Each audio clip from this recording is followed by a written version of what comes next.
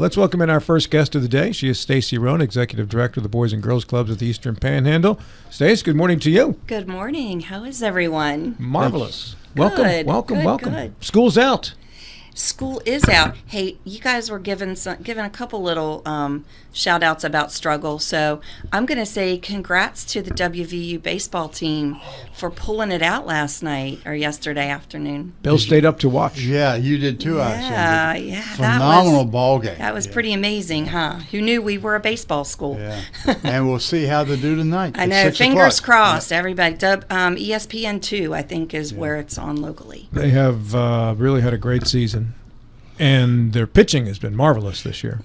Well, they lost the star on the first game out. Pitched one inning. Thought he was out for the season. Mm-hmm. He's supposed to come back tonight. That will be a real boost. We'll see. Good luck to them. Stacie, as I said, school's out. So this means you're busier. This does. So I believe that all of our programs across the Panhandle are now full. So we're going to have a bumper crop of young people in the clubs all summer long, and a couple things. Before we go any farther, when you say bumper crop, when you're full, how many kids can you deal with? So we have about 60 each in Morgan and Jefferson County, and 125 in Berkeley. But I think that we've already enrolled 150. Doesn't mean all 150 come every week, but I think our numbers at about 150 in Berkeley County. Mm-hmm. It's a large number. You were about to say? So kicking off the summer, we have two programs, or two summer appeals that we have in progress. One is our summer meals program. Shout out to Jonathan Bodwell, because he came out last week, or maybe it was the week before, and said, hey, we want to help. Here's some resources to help support your summer meals program. So that was wonderful, but we're looking for more. Rob, I think I shot a flyer over your way, so if that's something that we can share out to the listening audience. So that's Appeal 1. And then Appeal 2, I mentioned we have a large number of young people who are coming to us for the summer, and they require some summer scholarships. So in an effort to appeal to some of our local churches, we have a 100 church challenge where we're seeking 100 different churches or combination of church and youth group to sign on to support that endeavor, and hopefully we can raise the additional resources that we need to help support summer scholarships. You're looking for money as opposed to facilities or buildings or people, right? Correct. So for that purpose, it would be some financial resources. We had about $38,000 in requests last summer alone, and we had to come up with some creative ways to help to close that gap. Families who, especially our families who have multiple children that enroll in the summer, it can be financially a struggle financially. So we want to make sure. How much is enrollment? Enrollment for our 7-week Monday through Friday 9 to 5 program is $600 for the whole summer. So it's less than $100 a week. But when you compound that with a family who might be income challenged and they need some extra support, we want to be able to put those supports in place. And we have a sliding scale fee. We review income data, so we're sure that we're helping those that really do need us the most. Are they like Monday and Thursday programs too, or is it all or nothing? It's a straight Monday through Friday for the program. Now we do offer it in two sessions. So the first session starts next week and goes until the week before July 4th. We do take the week of July 4th off. We found that a lot of our families, when they travel, that's typically when they do, and our enrollment really dips. It's also a good time for our staff to recharge the batteries a little bit. What's the curriculum for these 6 weeks? I'm sorry, pardon? The curriculum, what do you provide? So curriculum-wise, we have 2 days a week where we provide education-based programs specific in the mornings. I think that's a Tuesday, Thursday.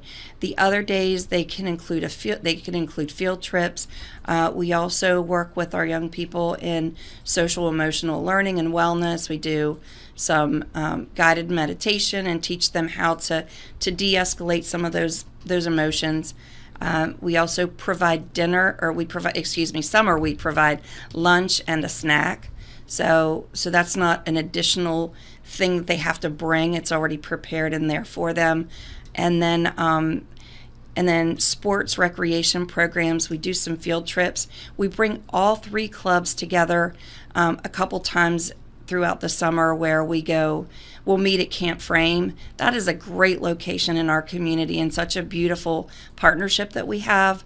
They allow us to be there. We provide some financial support to them. They provide that space to us. So it's really worked out well. You mentioned three clubs. You're talking about Morgan, Jefferson, and Berkeley, right? Yes. So we're in three counties here in the Eastern Panhandle. So we're providing services to young people in Berkeley Springs, Jefferson County, and Martinsburg. Is there a program that's essentially 7 weeks, or I think you said 7 weeks? It's 7 weeks. 7 weeks of a day off. You just go and hang out and play, kick the ball, swim. It's very structured. So like a kindergarten to second grader, and I think that's probably our largest group. And I feel like in Berkeley County we have about 40 or so in that age bracket. But they're kindergarten to second, third to fifth, and then sixth grade and up. So we try to segment and make sure that little guys and big guys aren't sharing the same program space and activities. I want to talk make sure about- you get a chance to go through your 4-point checklist, by the way, too, before we run out of time. But feel free to answer John's question before Sure. you get to the rest of your Sure. checklist. I'm getting the impression that it's extended school. No. Okay. That's why I kinda wanna talk about Yeah, it. not at all.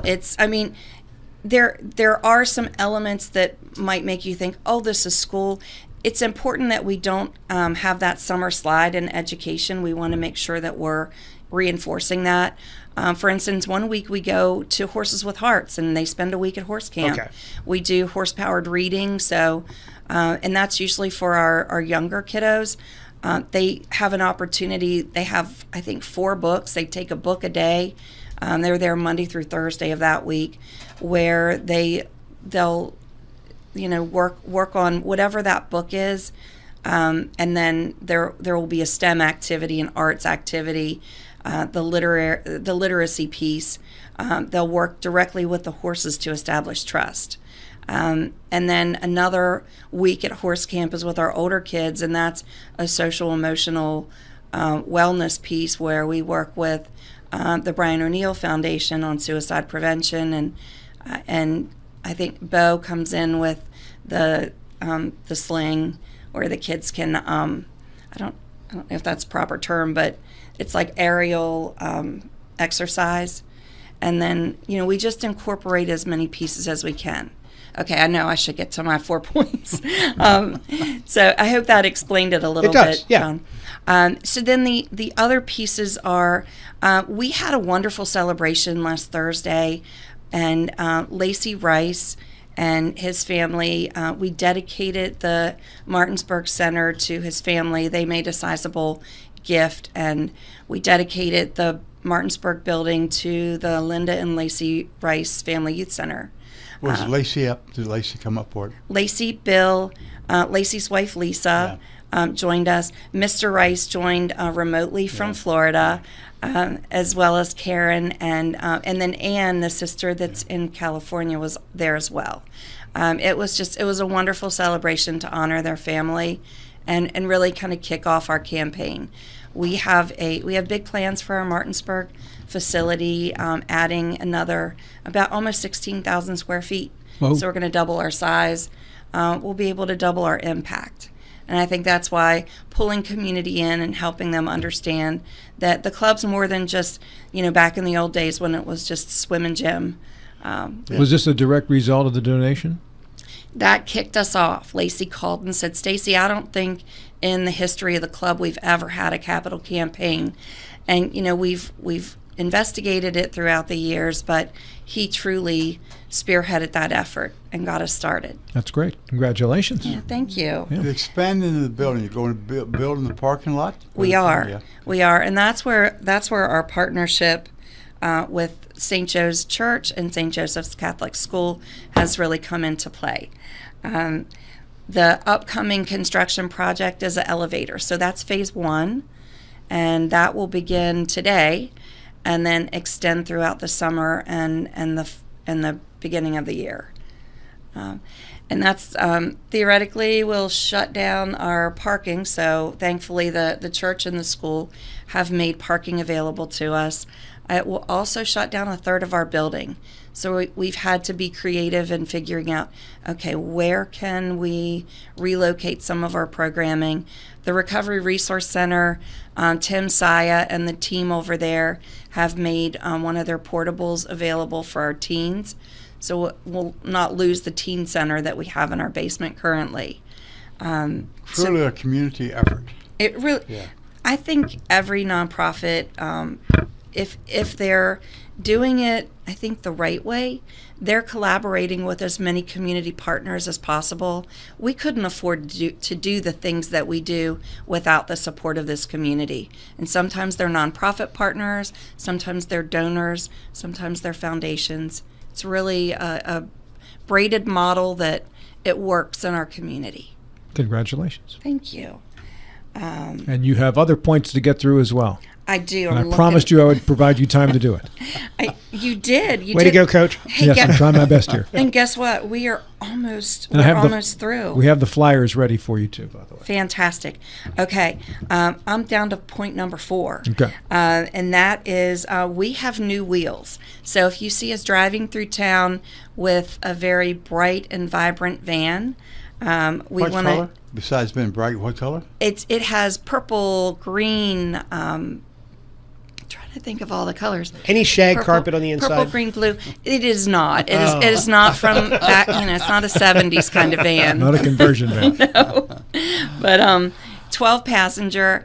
Thanks to Martinsburg Noon Rotary and Truist Foundation who provided some of the early support, and then Ryan Bird at Kent Parsons Ford. If you need a car, he's your guy. I mean, he was relentless, and he and Fred both. I should give some shout out to Fred too. They went to auction and they found us just the right vehicle that was in our budget, served our purpose, and then we took it over to Todd at Panhandle Printing and Design to put the wrap on, and it's beautiful. So if you see it around town, give a honk, and That's awesome. yeah. Yeah. Now you wanted the flyers to be brought up. Kyler, give me a thumbs up or a thumbs down on the flyer. Thumb down. Not ready yet. Okay. We'll get back to the flyers. Okay. No, we've created 2 flyers, one for the summer meals program, and then another for our. Sorry, I lost my note here. Scholarship. Yeah, and then the other one for the 100 Church Challenge to bring churches to the table. And that 100 Church Challenge, if you think about it, sort of like remember the Ice Bucket Challenge? Yes. Where one church challenges another church who challenges another church. And it's just a way to bring them into our mission. I think, serving our community is important for all of us, and that's just one partnership that we have a number of wonderful churches who are already on board. But this was a very specific ask for a specific need. And are there actually 100 churches? I think there are that throughout the whole Panhandle. Okay. This isn't just Berkeley County; it's Berkeley, Morgan, and Jefferson. So we'll reach out to some of our partner churches in each of those communities, and we have. I have a couple churches who've already said, yes, we're very interested in doing this. So I want to go back to the programming. Sure. I've often said it. When I was in college, I worked for a summer camp for overprivileged rich kids, and we wow. had That's a small group of people, by the not way. in Falls Church. It's not.